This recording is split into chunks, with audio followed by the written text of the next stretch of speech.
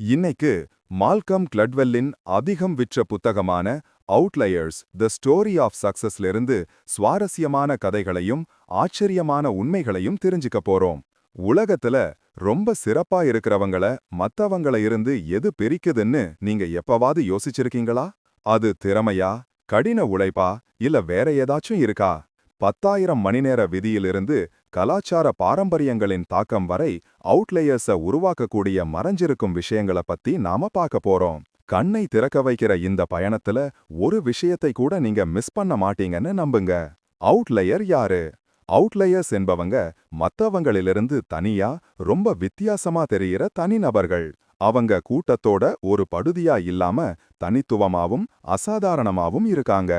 இவங்கள தான் வெற்றியின் உச்சத்துக்கு போறவங்க, அதாவது அறிவாளிகள், விளையாட்டு வீரர்கள், ராக் ஸ்டார்ஸ், பிசினஸ் அதிபர்கள் மற்றும் கோடீஸ்வரர்கள். ஆனா இவங்களோட ரகசியம் என்ன? வெற்றிகரமான நபர்களோட கதைகளை நாம அடிக்கடி ரசிக்கிறோம். வறுமையிலிருந்து மேல வந்த கதைகள் நம்மள ஊக்குவிக்குது.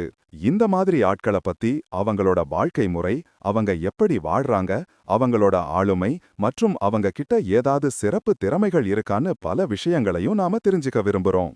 இந்த மாதிரி கேள்விகள் நம்ம மனசுல அடிக்கடி வரும். அவங்க கிட்ட இருக்கிற சில தனித்துவமான குணங்களால தான் அவங்க வெற்றி அடைஞ்சிருக்காங்கன்னு நாம நினைக்கிறோம். ஆனா உண்மை வேற மாதிரி இருக்கு.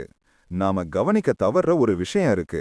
வெற்றி பற்றிய நம்மளோட சிந்தனை எங்க தப்பா இருக்குன்னு இந்த புத்தகம் நமக்கு சொல்லிக் கொடுக்கும். வெற்றி என்பது முற்றிலும் தனிப்பட்ட விஷயம். அதாவது வெற்றிகரமானவங்க எல்லாவற்றையும் அவங்க தனிப்பட்ட முயற்சியால மட்டும்தான் சாதிச்சாங்க. அவங்களோட வெற்றி அவங்க திறமைகளால மட்டும்தான் வந்ததுன்னு நாம வழக்கமா நம்புறோம். ஆனா திறமை மட்டும் போதுமா? அவங்க வளர்ப்பு முறை பற்றி என்ன? அவங்க வெற்றிக்கு பின்னாடி இருக்கிற ஆட்களை பற்றி என்ன? அவங்க சார்ந்த சமூகம் மற்றும் கலாச்சாரத்தை பற்றி என்ன?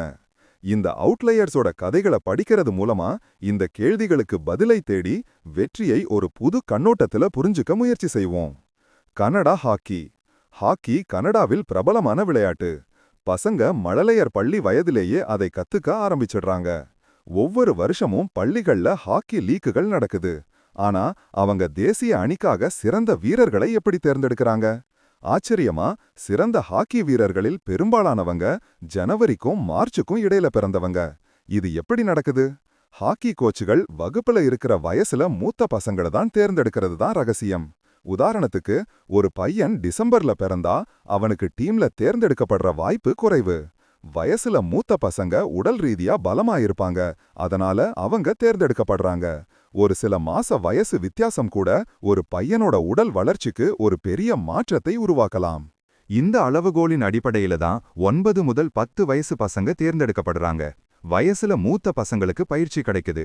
மத்தவங்கள விட அவங்க 3 மடங்கு அதிகமா பயிற்சி செய்றாங்க. அவங்க டீனேஜ் வயதை அடைவதற்குள் ஹாக்கியில நிபுணர்களா ஆகிடுறாங்க. அப்புறம் பெரிய லீகுகளில் விளையாட அனுப்பப்படுறாங்க. இந்த தேர்வு முறை மத்த விளையாட்டுகளுக்கும் பொருந்தும். ஒலிம்பிக்ஸ்ல கூட வயசு வித்தியாசம் ரொம்ப முக்கிய பங்கு வகிக்குது. வருஷத்தோட 2வது பாதியில பிறந்த திறமையான குழந்தைகளை கூட பெரும்பாலும் யாருமே கவனிக்கிறதில்ல. இளம் குழந்தைகளுக்கு விளையாட்டுகள்ல போதுமான ஊக்கமளிக்கப்படுவதில்ல. ஆனா அவங்களுக்கும் சமமான ஆதரவும் வாய்ப்புகளும் கிடைச்சா அவங்க திறமையும் பிரகாசிக்க முடியும். அவங்களும் வெற்றிகரமான விளையாட்டு வீரர்களா ஆகலாம். கனடாவோட தேசிய ஹாக்கி அணி இந்த தற்செயலான காரணத்தினால தான் அவுட்லேயர்ஸா ஆச்சு. ஏன்னா அவங்க வீரர்கள் முன்னாடியே பிறந்ததால உடல் ரீதியா பலமா இருந்தாங்க. அவங்களுக்கு வெற்றி அடைய வாய்ப்புகள் கிடைச்சது. ஒரு வாய்ப்பு அடுத்த வாய்ப்புக்கு வழிவகுத்தது. ஏற்கனவே வெற்றிகரமா இருக்கிறவங்களுக்கு நம்ம சமூகம் அதிக வாய்ப்புகளை கொடுக்குது. எல்லா கதவுகளும் அவங்களுக்காக திறக்குது. அவங்களோட அந்தஸ்து இன்னும் உயர்வுக்கு போகுது. இன்னொரு பக்கம் தோல்வி அடைகிறவங்க பெரும்பாலும் சமூகத்தால புறக்கணிக்கப்படுறாங்க. இப்படிதான் நாம வெற்றிய பார்க்கிறோம். தனிப்பட்ட சாதனை தான் எல்லாமேன்னு நம்ம நினைக்கிறோம். நாம யாருக்கு வாய்ப்புகளை கொடுக்கறோம், யாருக்கு கொடுக்கறதில்லைங்கிறத நாம ரொம்ப கவனிக்கிறதில்ல. இது வெற்றி அடைவதில் ரொம்ப முக்கிய பங்கு வகிக்குது. 10,000 மணி நேரம். ஒரு விஷயத்துல நீங்க நிபுணரா ஆகும்போது அதை பயிற்சி செய்ய வேண்டிய அவசியம் இல்லைன்னு நினைச்சு நீங்க பயிற்சியை நிறுத்திடுறாங்க. 1990ல பெர்லின் அகாடமி ஆஃப் மியூசிக்ல ஒரு ஆய்வு நடந்துச்சு. உளவியலாளர்கள் ஒரு குழு வெற்றிக்கு பயிற்சியும் திறமையும் எவ்வளவு முக்கியம்னு தெரிஞ்சுக்க விரும்புனாங்க. வயலின் வாசிக்கிறவங்க அவங்க திறமையால மட்டும்தான் சிறப்பா இருக்காங்களா, இல்ல அது அவங்க பயிற்சி செஞ்சதோட விளைவா? உளவியலாளர்கள் மாணவர்கள் எவ்வளவு அதிக நேரம் பயிற்சி செய்றாங்களோ அவ்வளவு சிறப்பா வயலின் வாசிக்கிறாங்கன்னு கண்டுபிடிச்சாங்க. குழந்தைகளோட வயசு அதிகமாக ஆக அவங்க அதிக நேரம் பயிற்சிக்கு ஒதுக்குனாங்க. 20 வயசுக்குள் சிறந்த வயலின் வாசிக்கிறவங்க 10,000 மணி நேரம் பயிற்சி செஞ்சிருந்தாங்க. அதே ஆய்வு பியானோ வாசிக்கிறவங்களுக்கும் நடத்தப்பட்டுச்சு. அமெச்சூர் பியானோ வாசிக்கிறவங்க அவங்க குழந்தை பருவத்துல 2000 மணி நேரம் மட்டும்தான் பயிற்சி செஞ்சிருந்தாங்க. ஆனா தொழில்முறையில இருந்தவங்க ஒவ்வொரு வருஷமும் அவங்க பயிற்சி நேரத்தை அதிகரிச்சாங்க. அவங்க 20 வயசு அடையும் போது மொத்தம் 10,000 மணி நேரம் பயிற்சி செஞ்சிருந்தாங்க. இயல்பான திறமைன்னு தனியா எதுவும் இல்லைன்னு உளவியலாளர்கள் கண்டுபிடிச்சாங்க. அதிகமா பயிற்சி செய்யாம எந்த ஒரு இசைக்கலைஞரும் சிறந்தவரா ஆகல. எந்த துறையிலும் உலக தரம் வாய்ந்தவரா ஆகணும்னா நீங்க குறைந்தது 10,000 மணி நேரம் பயிற்சி செய்யணும்.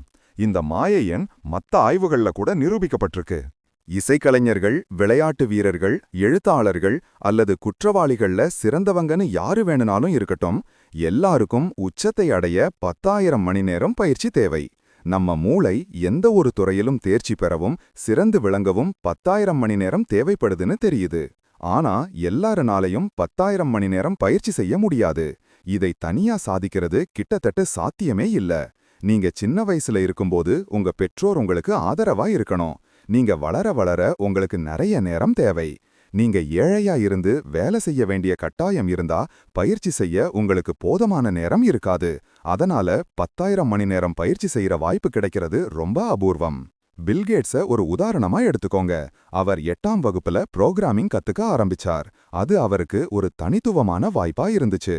ஏன்னா அது 1960கள். அந்த நேரத்துல பணக்காரங்க கிட்ட மட்டும்தான் கணினிகள் இருந்தன. பில்கேட்ஸோட அப்பா ஒரு வழக்கறிஞர், அவரோட அம்மா ஒரு வசதியான குடும்பத்தை சேர்ந்தவங்க. அவங்க பில்கேட்ஸை சியாட்டிலில் இருக்கிற ஒரு மேட்டுக்குடி பள்ளியான லேக் சைட்ல சேர்த்தாங்க.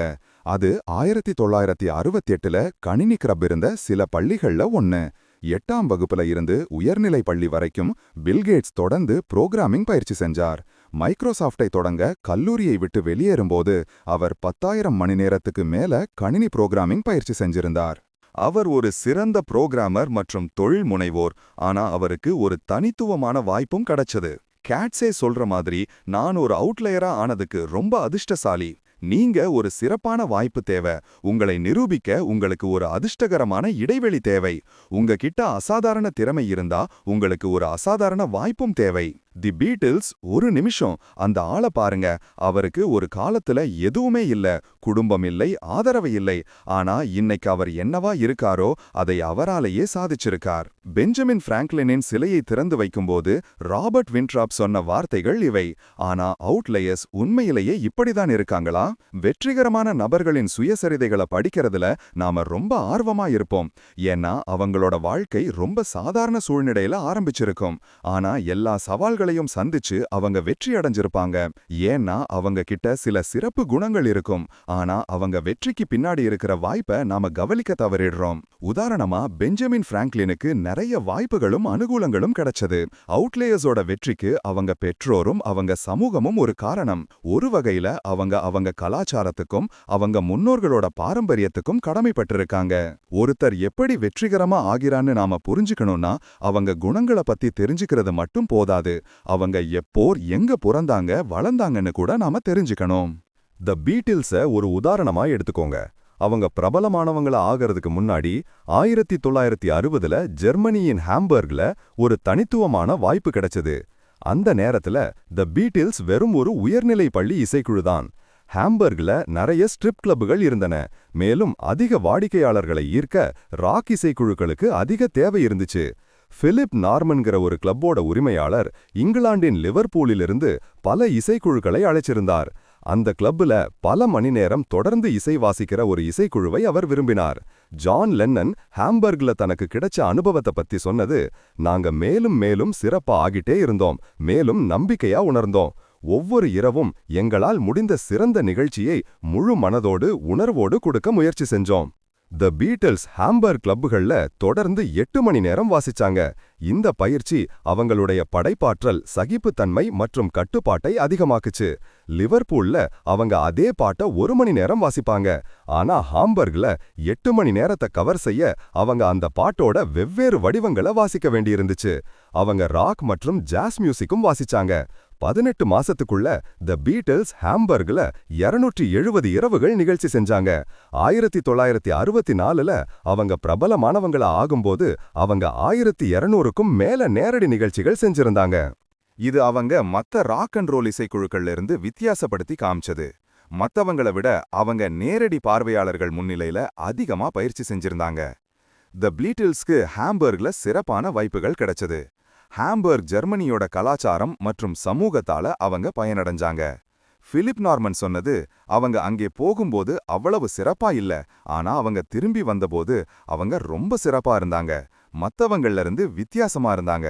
அப்படிதான் அவங்க ஆரம்பிச்சாங்க. கார்னகி, மோர்கன் மற்றும் ராக்ஃபெல்லர் மனித வரலாற்றிலேயே ரொம்ப பணக்காரர்களா இருந்த 75 பேரோட பட்டியல வரலாற்று ஆசிரியர்கள் தொகுத்திருக்காங்க. இது ஃபாரவோன்கள் மற்றும் கிளியோபாட்ராவிலிருந்து நவீன காலம் வரை இருந்தவங்கள உள்ளடக்குது. உலகத்தோட எல்லா மூலைகளிலிருந்தும் பணக்காரர்களை கண்டுபிடிக்க அவங்க முயற்சி செஞ்சாங்க. ஆச்சரியமா, அவங்கள 20% பேர் ஒரே நாட்டைச் சேர்ந்தவங்க, அது அமெரிக்கா.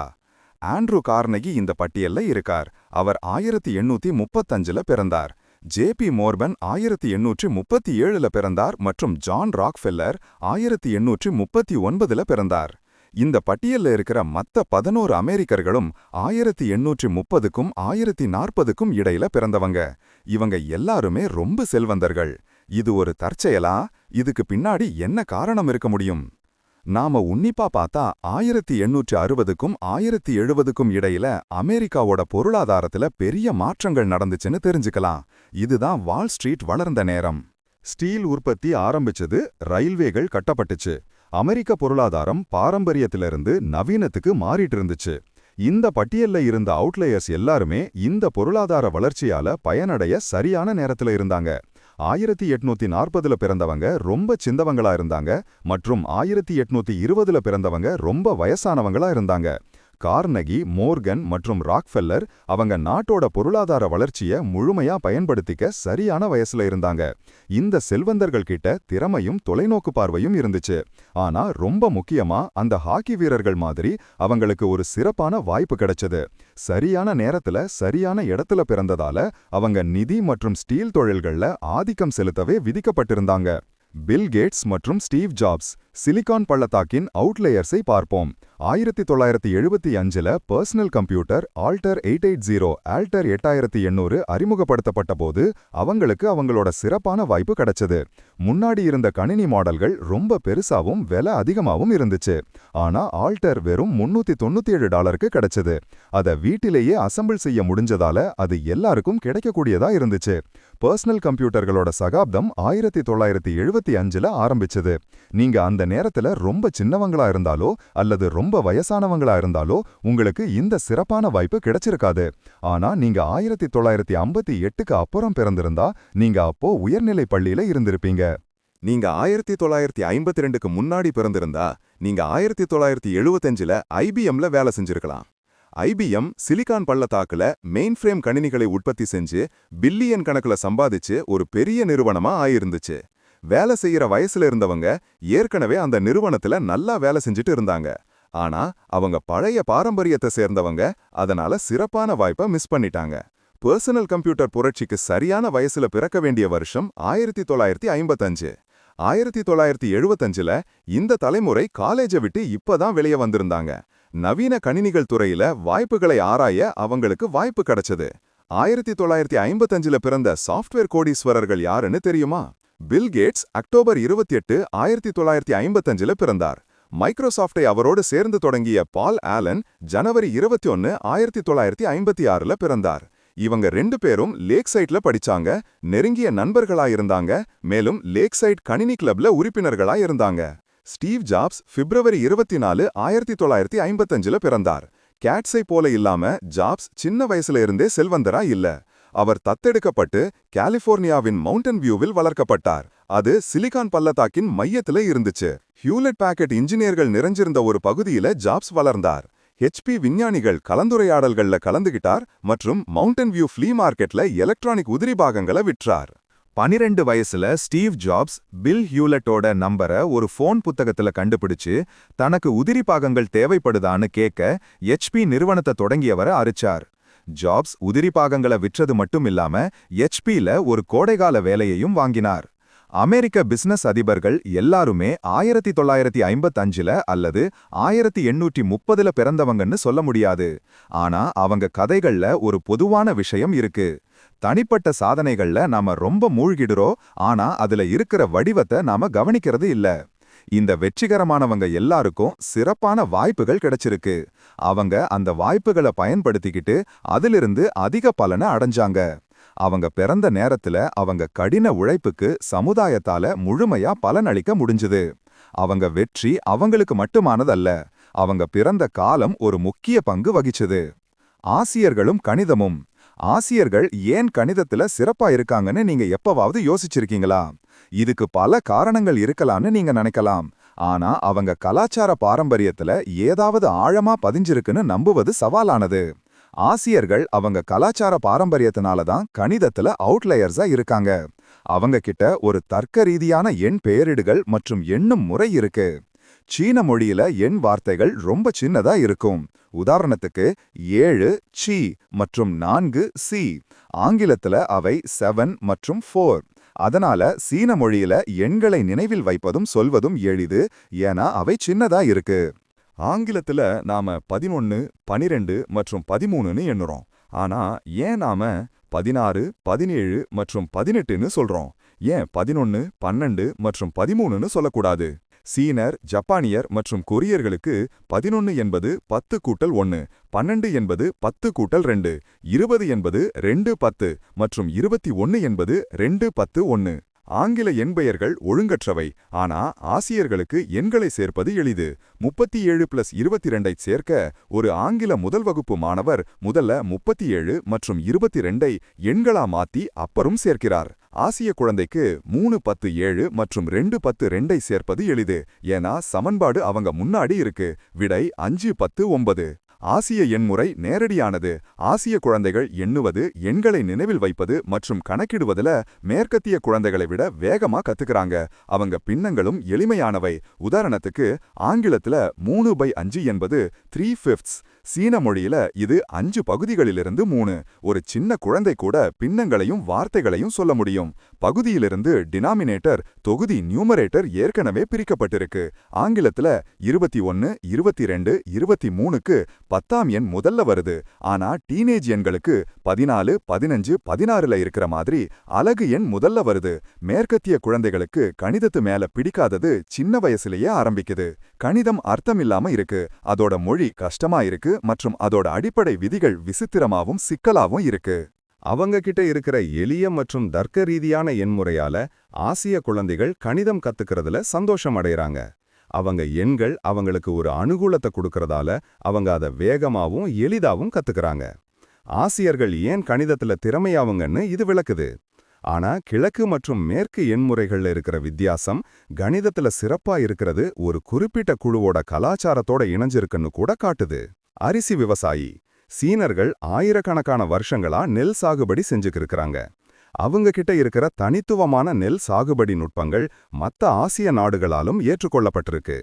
நெல் சாகுபடி செய்யறதுக்கு அதிக உடல் உழைப்பு தேவை. இது கோதுமை மாதிரி இல்ல. கோதுமைக்கு நீங்க வெறுமனே வயலை தயார் செஞ்சு விதைக்க ஆரம்பிச்சா போதும். ஆனா நெல் வளர்க்க விவசாயிகள் பாத்திகள் உருவாக்கணும். போதுமான நீர் விநியோகம் ரொம்ப முக்கியம். விவசாயிகள் நீர் விநியோகத்துக்காக கால்வாய்கள் மற்றும் கரைகளை கட்டுறாங்க. அப்புறம் நெல் நாற்றுகள் மிருதுவான மண்ணுல நடப்படுது. உரத்துக்காக சீனர்கள் மரித எரு மற்றும் மத்த இயற்கை பொருட்களை பயன்படுத்துறாங்க. நெல் சாகுபடியில முழு குடும்பமும் சேர்ந்து வேலை செய்யுது. விவசாய குடும்பம், உறவினர்கள் மற்றும் நண்பர்கள் எல்லாருமே இந்த வேலைக்கு உதவுறாங்க. நெல் நாற்றுகளை சரியா நடறதுக்கு ரொம்ப கவனம் எடுத்துக்கப்படுது. நெல் அறுவடைக்கு தயாராகும்போது எல்லாருமே அறுவடைக்கு உதவுறாங்க. நெல் பாத்திகள் ரொம்ப சின்னதா இருக்கும், ஒரு ஹோட்டல் அறை அளவு.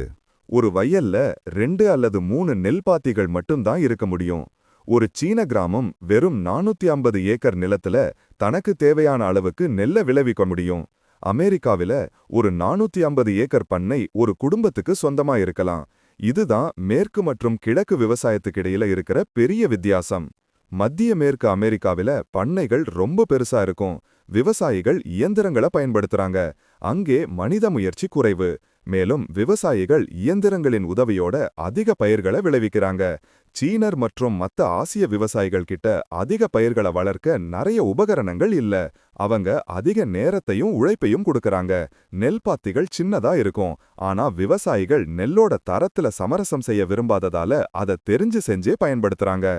அவங்களுக்கு அதிக பயிர்கள் தேவைப்பட்டா விவசாயிகள் இன்னும் கடினமாக உழைக்கிறாங்க. ஐரோப்பிய விவசாயிகள் குளிர்காலத்துல சும்மா இருக்காங்க. இந்த மாசங்கள்ல அவங்களுக்கு வேலை இல்ல. அதனால அவங்க நிறைய தூங்குறாங்க. வரலாற்றாசிரியர் கிரேஹாம் ராப் எழுதினது, பிரான்ஸ் மாதிரி நாடுகள்ல கூட 19ஆம் நூற்றாண்டுல விவசாயிகள் வேலை கிடைக்கிறதுக்கு முன்னாடி நீண்ட நேரம் சும்மா இருக்க வேண்டியிருந்துச்சு. ஆனா இதுக்கு மாறா சீன விவசாயிகள் வெயில் காலங்கள்ல ஒருபோதும் சும்மா இருக்கிறதில்ல. அவங்க விற்கிறதுக்கு மூங்கில் தொப்பிகள் மற்றும் கூடைகளை தயாரிக்கிறாங்க. அவங்க நெல் பாத்திகளை சரி செய்யறாங்க. விவசாயம் இல்லாத காலத்துல அவங்க உலர்ந்த பீன் தயிர் மற்றும் டோஃபு தயாரிக்கிறாங்க. சீனர்கள் பணம் சம்பாதிக்க மத்த சின்ன சின்ன வேலைகளை செய்றாங்க. வசந்த காலம் வந்ததும் சீன விவசாயிகள் அவங்க வயல்களுக்கு காலையிலேயே திரும்பிடுறாங்க. நெல் வளர்க்க கோதுமை அல்லது சோளம் வளர்க்கறத விட 20 மடங்கு அதிக முயற்சி தேவை. ஒரு சீன விவசாயி வருஷத்துக்கு 3000 மணி நேரம் நெல் பாத்திகள்ல வேலை செய்றார். விவசாயியோட கடின உழைப்பு இந்த சீன பழமொழியில தெரியுது. குளிர்காலத்துல சும்மா இருக்கிறவன் பசியால சாகுறான். இன்னொரு பழமொழி சொல்லுது, உங்க உணவுக்காக கடவுளை நம்பாதீங்க, ஆனா உங்க 2 கைகளால வேலை செய்யறத நம்புங்க. இது ரஷ்ய பழமொழியிலிருந்து ரொம்ப வித்தியாசமானது. ரஷ்ய பழமொழி, கடவுள் அதை கொண்டு வராட்டி பூமி அதை குடிக்காது. கிழக்கு விவசாய கலாச்சாரம் அதிக உடல் உழைப்பை கோருது மற்றும் நடைமுறை சார்ந்தது. நெல் பாத்திகள் ஆசிய விவசாயிகளின் கடின உழைப்புக்கு ஒரு சாட்சி. அவங்க கடின உழைப்பால இயற்கையோட சவால்களை ஏத்துக்கிட்டு வறுமையை மீறி வந்தாங்க. கடின உழைப்பு அவங்க கலாச்சார பாரம்பரியத்தோட ஒரு பகுதி. அவங்க எங்க போனாலும் இந்த குணத்தை அவங்க கூடவே எடுத்துட்டு போறாங்க. இதோ மால்கம் கிளாட்வெல்லின் அவுட்லேயர்ஸ்ல இருந்து முக்கியமான கதைகள் மற்றும் முக்கிய கருத்துக்களை நாம தெரிஞ்சுக்கிட்டோம். வெற்றி என்பது தனிப்பட்ட திறமை அல்லது முயற்சி பத்தி மட்டும் இல்லைன்னு நாம கத்துக்கிட்டோம். இது நேரம், வாய்ப்பு மற்றும் கலாச்சார பாரம்பரியத்தை பத்தியும் கூட. தி பீட்டில்ஸோட கட்டுப்பாடான பயிற்சி, பில் கேட்ஸோட ஆரம்பகால புரோகிராமிங் வாய்ப்புகள் அல்லது ஆசிய அரிசி விவசாயிகளின் இடைவிடாத கடின உழைப்புன்னு எதுவா இருந்தாலும் அவுட்லேயர்ஸ் பெரும்பாலும் கவனிக்கப்படாத பல விஷயங்களால வடிவமைக்கப்படுறாங்க. இந்த கதை சுருக்கத்தை கேட்டதுக்கு நன்றி. இந்த கருத்து உங்களுக்கு பிடிச்சிருந்தா அதுல இருந்து நீங்க ஏதாவது தெரிஞ்சுக்கிட்டீங்கன்னு நினைச்சா தயவு செஞ்சு ஒரு லைக் கொடுத்து உங்க நண்பர்களோட பகிர்ந்துக்கோங்க. எங்க சேனலுக்கு சப்ஸ்கிரைப் பண்ணவும் நோட்டிபிகேஷன் பெல்லை அழுத்தவும் மறக்காதீங்க. அப்போதான் நீங்க எந்த அப்டேட்டையும் மிஸ் பண்ண மாட்டீங்க. அடுத்த சுருக்கத்துல சந்திப்போம்.